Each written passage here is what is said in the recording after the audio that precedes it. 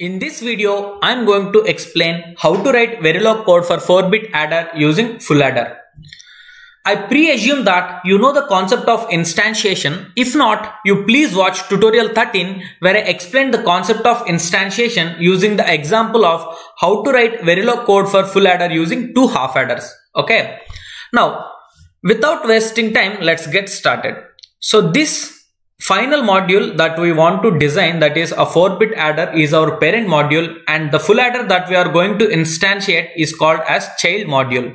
Now let's first know in detail about the child module. Okay, here the child module is written in behavioral level of abstraction because clearly you can see here the keyword always, and the sum is equivalent to A XOR B XOR C, and the carry equal to A and B or B and C or A and C. Okay, now there are two formats of instantiation, that is by using a particular order, that is outputs in the beginning and inputs here, or you can also instantiate using a reference, which you usually see in the top of test bench while you creating a Verilog test fixture. There you will see a dot notation, right? That is by reference.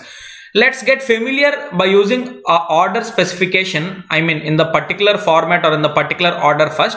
Then we are going to see in future tutorials about how to instantiate using reference. Okay. Now, as in the full adder, the outputs are taken first, that is sum and carry, and the inputs are taken next. So the same order should be followed while instantiating. Means S of 0 corresponds to the sum, C of 0 corresponds to the carry, A of 0, B of 0 and Ci corresponds to the inputs here. So the same in the same format you should map remaining three adders also. Okay. So now I think you understood the child module because we already discussed in the previous tutorials of full adder how to write this. You in particular, if I want to say, then I can say as behavioral level of abstraction full adder, you can see the past tutorial. Now, while instantiating, you can see here, because we used 4 full adders, here you can see add 1 full 3, add 2 full 3, add 3 full 3, add 4 full 3. So these are the instantiated modules which will appear in the top module. Here also you can see. Okay.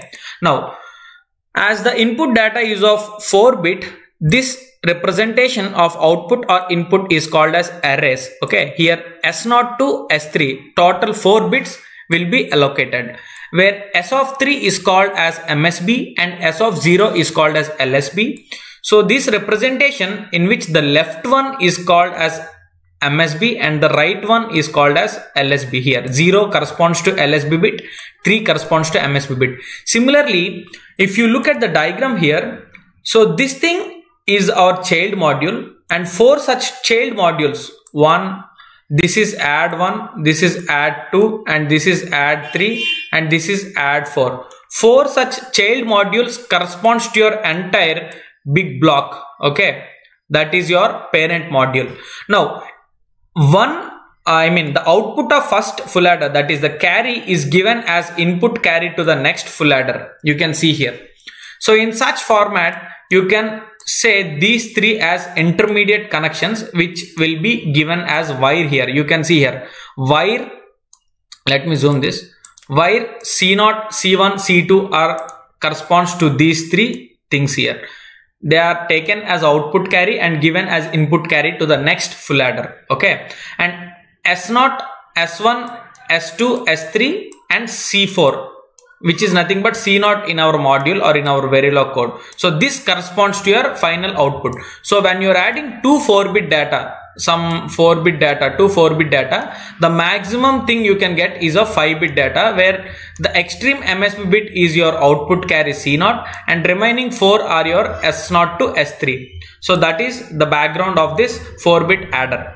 Now you can see here clearly these you are familiar with, that is output carry and 4 bits for sum is your output, and interconnects you can declare as wire, or by default they will be taken as wire, and the input is A, B and C in. Okay. Now while instantiating your 4-bit adder using full adders, here the module name should be called accurately, because you are writing a child module with name of full_3. You should instantiate using the same name, then only it will be called. and this instance name can be your wish. It can be your name or your pet name or your favorite name or anything. It can be up to you. For ease understanding, I have taken this as add1, add2, add3 and add4. Okay, now S of 0 corresponds to sum and C of 0 corresponds to carry. You should map them in the same order as you taken in the child module. So last 3 indicates output and the first 2 last 3 indicates the input and the first 2 indicates the output. Similarly, now A0, B0, Cin are your inputs to the first. See here, you can see A0, B0 and Cin. This can be Cin. Okay, these are the inputs to your first full adder, and the output would be S0, this thing S0, and this thing is C of 0. Now this C of 0 will be given as input carry to the next full adder. If you know this, then you can write on your own remaining 3 instances. Now if you get C1 as the output carry, that will be given as input carry to the next full adder. So the final thing is C0 is your output carry, and S3, S2, S1, S0 will you be your sum, that is S0 to S3.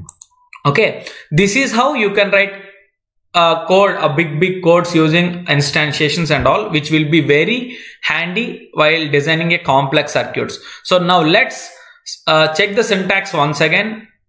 The test bench would be same, but instead of single bit data, now you should give 4-bit data. Okay, let me also show you the test bench. Here you can see the test bench is same. Here I am giving a 4-bit data. Okay, input A 4-bit, B 4-bit. Okay, now this you can write in any fashion. It's up to you. You can give several input combinations, or here I use it as small technique by incrementing. So instead of writing bunch of lines, it will be easy for me to write like this. Let me check the syntax of this test bench also, and let me show you the behavioral graphs. Okay, timing analysis and all. Okay, here now you can see, let me zoom this out, zoom in a little bit. Okay, now instead of visualizing in binary format, it would be easy if you visualize in the format of decimals, which we are familiar with. So you can select all these things and you can go for radix and unsigned decimal. Now you can see here decimal format. Now 2 plus 1 will give you 3. And something, if you take again 3 plus 1 will give you 4. Up to 4-bit data, that is up to 16, it's fine. You can see here 8 plus 4, you will get 12 like that. But what if it exceeds? For example, if you see here 12 plus 6 is 18. So then why you are getting sum as 2 and carry as 1? How to interpret this means, let me take here. So there you are doing 12 plus 6, which is 18. Okay, sorry, I forgot my digital pad. That's why you please adjust for these tutorials. Now here what we got, you can see here 2 and 1. 2 and 1 you got 2. These 4 bits, there you got 2, and this you got 1. So this 2 can be written as 0 0 1 0. Now this 5 bits you have to visualize, that is 2 power 4 16 plus 2 18. So you will get like this. So in this way you have to visualize. Similarly, you can take any other example. For example, here you can see 13 plus 6. So you will get 1 3. Similarly, if you go here the data again become normal 8 plus 1, so 9, no problem. So here if you see here 15 plus 7 is 22. 1 corresponds to 16 plus 6, 22, like that. Okay, now you can visualize in that format. Now let us also check how the RTL schematics and all would be for 4-bit adder, and the technology schematics and all. Here you can see here input.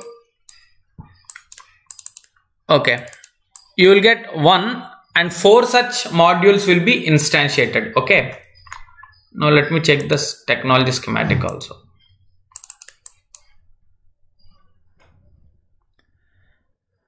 Okay, here as it's not violated, but the thing is here the CI is also taken as 4-bit data, but you want just 1-bit data. So let me modify the code like this. Okay, so that Cin will be a single bit data.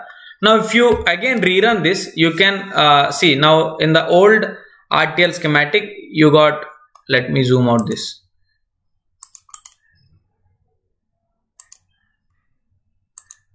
sorry, let me close. Here you can see your Cin is also taken as 4-bit data, but that is not what you require, right? So let me close this and let us rerun again. Let us save and rerun again. Now we are taking a single bit, right? As in the test bench we have not given 4-bit data, so it obtained correct, but this is not correct way to write, because 4-bit data for Cin is not required, right? Only single bit it would be. Now you can see here Cin, okay? Now if you visualize, then you can get a clear idea of those. So four such structures will be instantiated, as here it is taken as 4-bit vectors, so they are not showing in detail, but in technology schematic you can see them. See, in the technology schematic, for one full adder we used 2 lookup tables. So we, instead of visualizing in detail wise, for an overview you can count the lookup tables: 2 for 1, another 2 for 1, another 2 for 1, and another 2 for 1. So total of 4 full adders are seen directly by counting the lookup tables, because in single full adder we got 2 lookup tables in the previous tutorials. Now on a bulk, if you add those, you will get 8. Okay.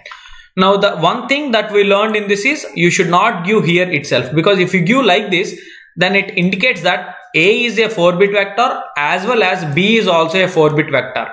So as the input carry is single bit, you should write in a separate line.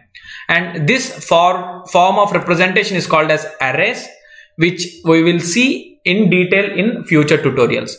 So here the block will be allocated like this, okay, 4-bit. But if you write the same thing in the right side, that is S of 0, C of 0, then that particular element would be taken into consideration. Okay, if you write right side, that braces, then it's a particular element. If you write left side, then it corresponds to an array. Okay, I hope you guys learned something new in this video. That's all for this video. See you in the next one.